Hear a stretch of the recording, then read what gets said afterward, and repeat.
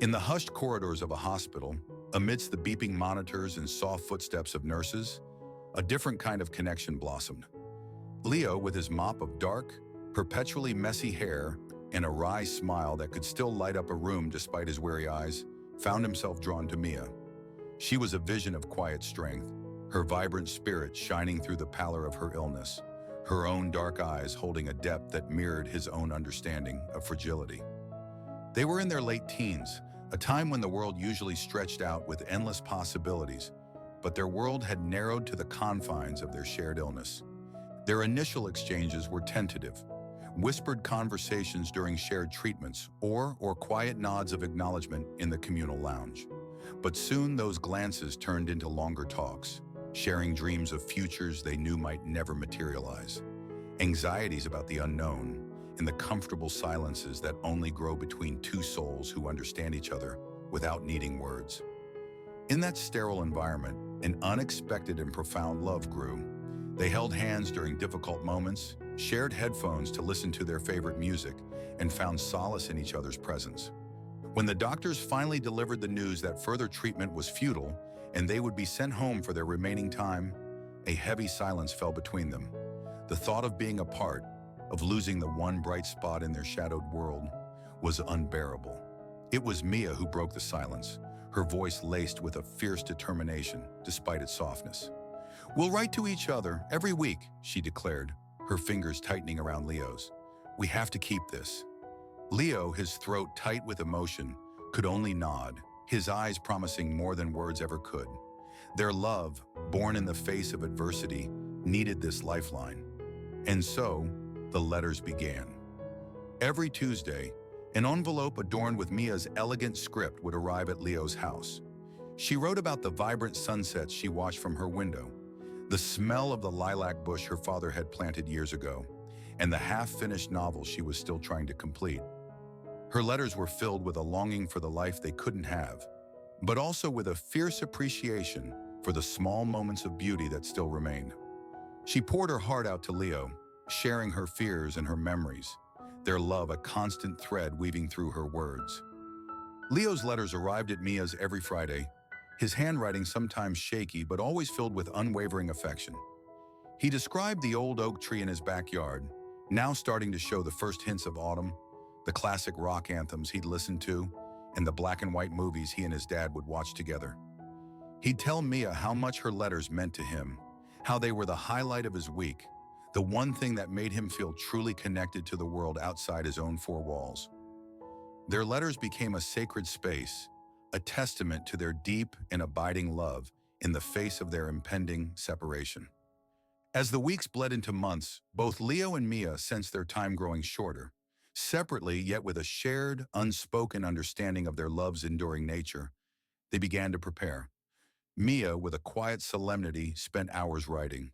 Her mother would find her at her desk, surrounded by stacks of envelopes, each one carefully addressed. "Promise me, Mom," Mia had whispered one evening, her voice faint but firm. After I'm gone, promise you'll send these to Leo. Every Tuesday, just like always." Her mother, tears blurring her vision, had nodded, clutching her daughter's hand. Unbeknownst to Mia, Leo was doing the same.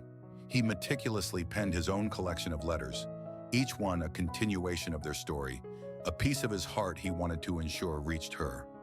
He tasked his mother with the same sacred duty, to mail them every Friday, without fail. He couldn't bear the thought of Mia feeling alone, or thinking their promise had been broken. Then one Tuesday, Leo's mailbox remained empty. His mother, her heart clenching with a familiar fear, tried to distract him, but the absence was palpable. The following week brought the same silence.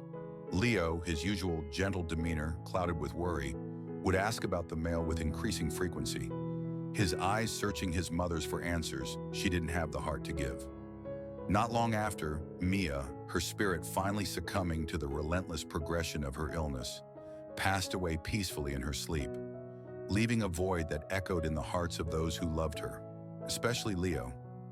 Devastated but needing to understand the young man who had captured her daughter's heart in their final months, Mia's mother found herself tracing the return address on one of Mia's last letters.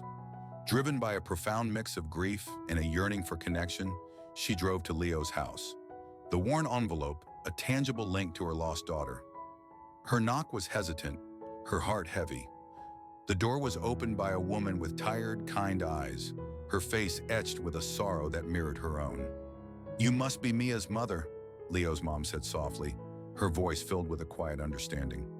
"I'm Leo's mom."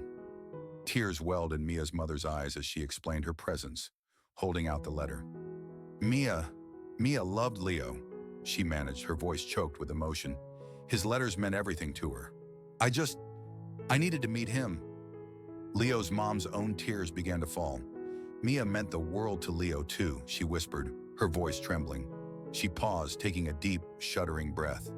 "But Leo passed away a few weeks ago, before Mia." A gasp escaped Mia's mother's lips, her mind reeling. "But the letters?" she stammered, her voice thick with disbelief. "Mia just received one last Friday. She was so happy. And she was writing them for him too, so many of them. She made me promise to send them, every Tuesday, to him." A tender, heartbreaking smile touched Leo's mom's face. "He knew," she said softly. "Towards the end, he knew his time was short. He wrote a lot of letters. He made me promise. Every Friday, without fail, I was to send one to Mia. He couldn't bear the thought of her feeling alone, of her thinking he had forgotten her. He wanted their love story, their promise, to continue until her very last day." They both knew. Understanding washed over Mia's mother. A fresh wave of grief mingled with a profound sense of awe at their shared selfless love. Those letters weren't just ink on paper. They were a testament to a love that defied even death. A final act of devotion from a boy and a girl who cherished each other with all their hearts. In that shared moment of sorrow, two mothers found an unexpected connection, bound by the enduring love story of their children, a love that continued to speak even in its absence. Thanks for tuning in. We poured our hearts into this story and would love to hear what you thought. Share your comments below. If you enjoyed it, please like this video, subscribe to our channel, and hit that notification bell so you don't miss our next adventure. See you next time.